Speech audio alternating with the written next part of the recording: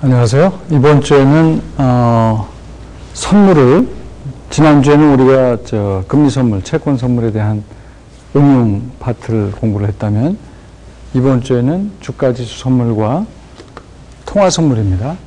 통화 선물에 응용하는 내용 공부를 하시겠습니다. 먼저 주가지수 선물의 경우, 주가지수 선물 가격은 이와 같은 공식으로 표현이 된다고 배웠었습니다. 기본 공식이 F0는 S0 곱하기 ERT인데, 여기서 R에서 Q가 annualized 된 배당률이라고 그랬죠. 연속 배당률.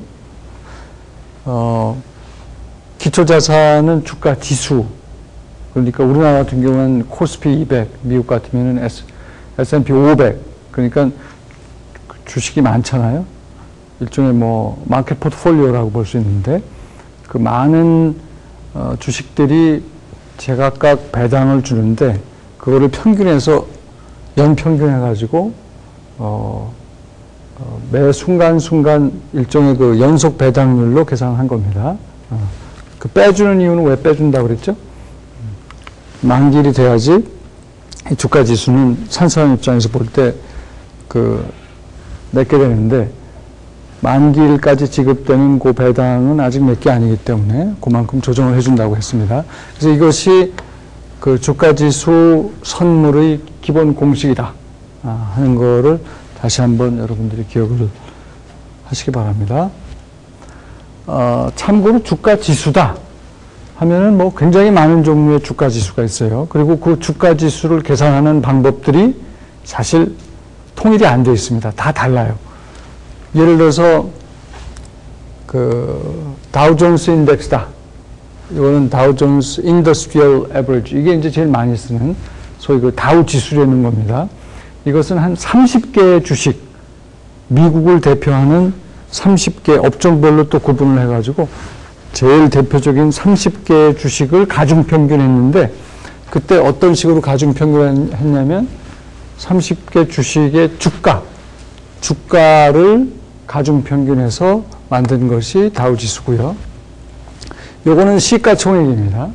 시가총액을 가중평균을 해서 만든 게 S&P 500이에요. 이것도 역시 미국을 대표하는 500개 기업을 골라서 그 500개 기업의 주가가 아니라 주가로 가중평균한 거는 다우지수고, 시가총액으로 가중치를 두어서 가중평균을 하면 그게 S&P 500 지수가 되는 겁니다. 그 다음에 전체 수익률을 가중치로 두고선 가중평균을 한 DAX 30, CAC 40. DAX는 이건 독일을 대표하는 30개 기업을 가지고 말하자면 독일의 대표적인 지수고요. 이 CAC 40는 프랑스의 대표적인 주식 40개를 가중치를 이런 토탈 리턴 수익률로 가중치를 두고선 가중평균한 겁니다. 이거는 영국을 대표하는 100개 기업을 가지고 가중평균한 거고, 이런 식으로 니케이는 아시다시피 일본, 우리나라는 뭘까요? 코스피 200, 그죠? 우리나라는 코스피 200. 그러면 우리나라를 대표하는 기업 200개를 가중평균해서 우리나라의 경우는 이것을 하나의 주가 지수로 보는 거죠.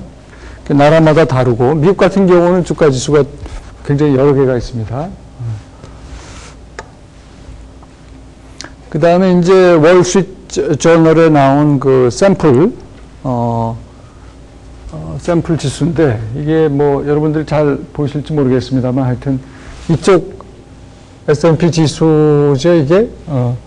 요거는 이제 만기월이 이렇게 다르게 표현이 되고 있고, 일반적으로 다 그렇듯이 처음에 이 지수 선물의 오프닝 프라이스, 그날의 하이 프라이스, 그날의 로우 프라이스, 그날의 마지막 가격, 전날 대비 가격, 그 다음에 히스토리컬 하이, 히스토리컬 로우, 그 다음에 오픈 인트레스트.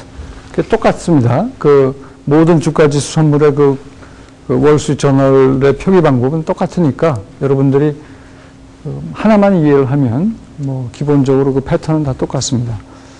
뭐 혹시 모를까 해서 여기 나오는 것 중에 GSCI 지수라는 게 있는데 그것은 골드만삭스의 커머디티 인덱스입니다. 그 설명은 여기 있는 내용을 참조하시면 되고요. 자, 이건 지난번에 그 우리가 선물 가격 공부를 할 때 간단히 배웠던 거지만 중요하기 때문에 리뷰하는 시간을 만들었습니다. 인덱스 아비트라지라는 것은 여러분들이 영어 이름도 알아야 되고 이게 이제 이름하여 지수 차익거래라는 거다. 지수 차익거래는 언제 생기죠? F0 주가지 선물 가격은 F0는 이퀄 S0의 2의 R-QT로 표현이 되는데 이 등식이 깨졌을 때 이런 식으로 깨지거나 이런 식으로 깨졌을 때 지수 차익 거래가 발생을 한다.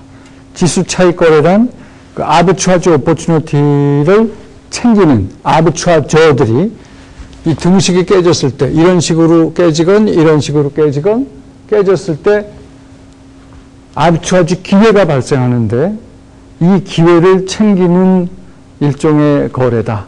그죠? 그러니까 아비트라지 오퍼튜니티를 챙기는 기회라는 거죠. 그 방법은 우리가 금 선물 가지고선 예를 과거에 들었었는데 기본적으로 챙기는 방법은 아비트라지 기회를 챙기는 아비트라지 기회가 근데 뭐라 그랬죠?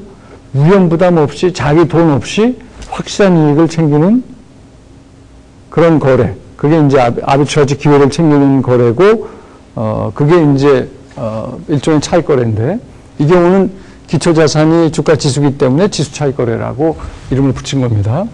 그런데 여기서도 똑같이 등식이 깨지면은 지수 차익 거래가 이제 발생을 합니다.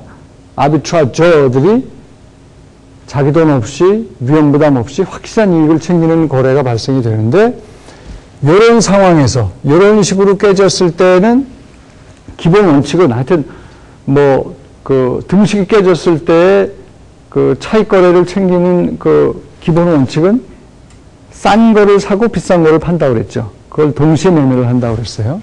그러니까 이런 식으로 이런 식으로 등식이 깨졌을 때 매매는 상대적으로 싼 주가 지수를 사고 그 의미는 현물 시장에서 현물 주식 포트폴리오를 산다는 겁니다. 동시에 주가지수 선물은 팔고 이런 걸 뭐라고 그런다고 그랬죠? 현물 기준으로 이거를 매수 차익 거래라고 한다고 그랬어요. 매수 차익 거래. 차익 거래. 그러니까 지수 차익 거래인데 이런 식으로 등식이 깨졌을 때 현물 주식을 사고 동시에 주가 지수를 팔면서 차익 거래가 일어나면 그거를 매수 차익 거래라고 하고 매수 차익 거래가 발생할 때는 현물 주식을 사게 되니까 현물 주식 시장의 주가가 어떻게 될까요? 올라가는 경향이 있습니다. 반면에 이런 식으로 등식이 깨졌을 때는 상대적으로 싼 주가 지수 선물을 사고 상대적으로 비싼 현물 주식을 파는 겁니다.